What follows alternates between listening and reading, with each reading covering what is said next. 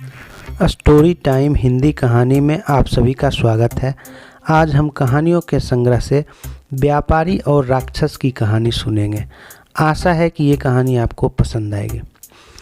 बहुत पुरानी बात है, एक नगर में एक बहुत बड़ा व्यापारी रहता था।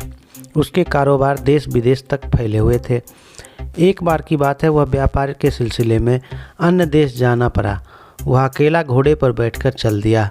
गंतव्य स्थान पर खाने पीने की कुछ चीज़ें नहीं मिलती थी, इसलिए उसने अपने पास काफ़ी खाने पीने की चीज़ें भी ले लिया। काम पूरा होने पर वह वापस लौट रहा था। रास्ते में उसे भूख लग गई। वह एक जगह पर अपने घोड़े से उतरा और तालाब के किनारे बैठकर खाना खाने लगा। जब उसका पेट भर गया तो उसने सोचा इस जगह को थोड़ा साफ़ करके आराम कर लूँ। वह जगह को साफ़ करने लगा और साफ़ करके लेट गया। इतने में उसे एक भयंकर राक्षस अपनी ओर बड़ी सी तलवार खींचे आता दिखाई दिया। पास आकर राक्षस क्रोध से गरज कर बोला, इधर आ, मैं तुम्हें मारूंगा।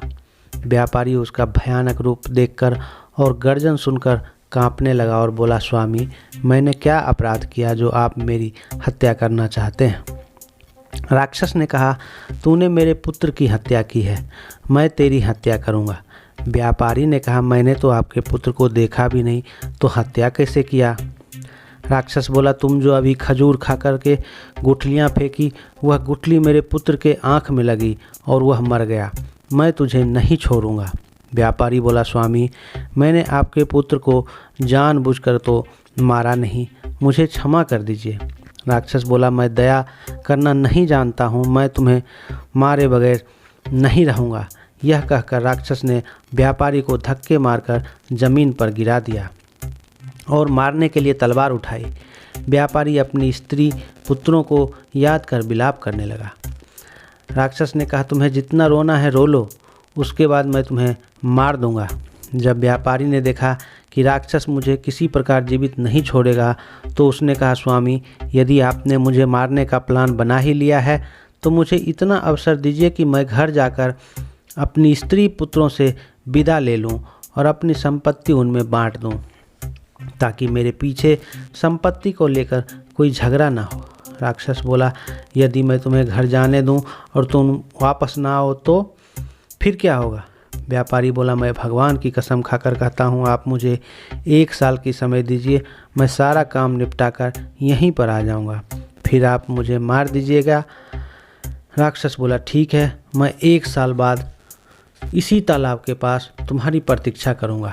इतना कहकर वह गायब हो गया। व्यापारी अपने घोड़े पर सवार होकर घर की ओर चल दिया। जब वह घर पहुंचा तो उसकी पत्नी और पुत्र उसे देखकर प्रसन्न हुए, किंतु सभी को देखकर व्यापारी रोने लगा। जब पत्नी ने रोने का कारण पूछा तब व्यापारी ने बताया कि मेरी जिंदगी 1 साल ही और बचा है, और फिर उसने सारा कहानी कह सुनाया। यह सुनकर सब रोने लगे। दूसरे दिन से व्यापारी ने सांसारिक कार्य शुरू कर दिया।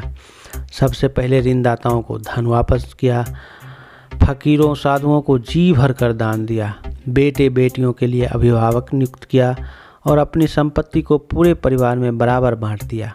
ये सब काम करते करते 1 साल बीत गया। फिर वह अपनी प्रतिज्ञा निभाने के लिए दुखी मन से चल दिया।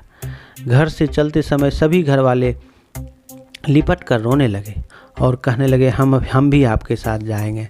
सभी को धीरज देकर व्यापारी वहाँ से निकला और कुछ ही समय में उस स्थान पर पहुँच गया जहाँ उसने राक्षस से मिलने का वादा किया था। वह अभी आकर बैठा ही था कि राक्षस वहाँ प्रकट हो गया। तब राक्षस ने कहा, तुम अपने वादे पर कायम रहे हो, जो दिन तुमने दिया था उस दिन तुम यहाँ आ गए, इसलिए मैं तुमसे प्रसन्न हूँ, जिसके वजह से मैं तुम्हें माफ़ करता हूँ। जाओ, तुम अपने घर चले जाओ। और वह गायब हो गया। व्यापारी भी खुशी खुशी अपने घर आ गया और भगवान के चरणों में अपना जीवन अर्पण कर दिया। यह कहानी आपको कैसी लगी हमें कमेंट्स में बताएं और चैनल को सब्सक्राइब करें। धन्यवाद।